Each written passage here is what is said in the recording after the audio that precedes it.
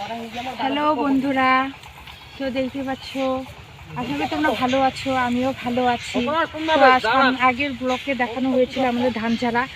তো এবার এই আজকের ব্লগটা হচ্ছে যে ধান ঝাড়া করে যে ধানের যে নোংরাগুলো থাকে, ধুলাগুলো, তো ওগুলো কী করে পরিষ্কার করে আমি সেটাই আপনাদের কাছকে দেখাবো।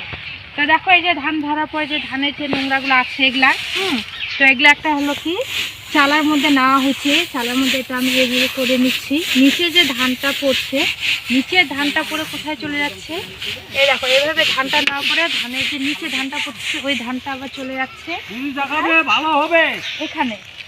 তারপর এখানে আসছে এই ধানটা, ওই ধানটা এখানে আসে। ওই ধানটায় দেখো তোমাদের দাদা ভাই কি করে দিচ্ছে, হ্যাঁ, ধুলা দিচ্ছে, তুলা দিয়ে খাওয়া দিচ্ছে। এইভাবে ধানটাকে পরিষ্কার করছে।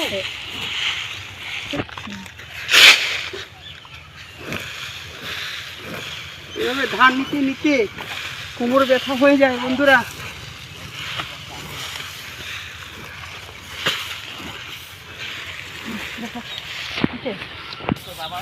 তো বন্ধুরা জানো তো গ্রামের বাড়ি কাজ, তো খুব কষ্ট করে আমরা ধান নিতে হয়। কথা হচ্ছে কে কে এভাবে ধান নাও, প্লিজ কমেন্ট করে বলবে যে ধান এভাবে আমাদের মতো কে কে ধান এভাবে নাও তোমরা। তো যাও বন্ধুরা, তো আজকের মতো এখানে, তো দেখতে থাকো আরও নতুন নতুন ব্লগ আমরা দিব। হ্যাঁ, তো আমাদের কাছে থাকো, হ্যাঁ, একটু লাইক শেয়ার একটু করে দিও, কমেন্ট করে দিও, সাবস্ক্রাইব করো বন্ধুরা। হ্যাঁ, তোমরা পাশে না থাকলে আমরা কি করে এগোবো? তোমরা পাশে থাকলেই আমরা অনেক করে এগোতে পারবো। তো বন্ধুরা আজকের মতো এখানেই, ঠিক আছে।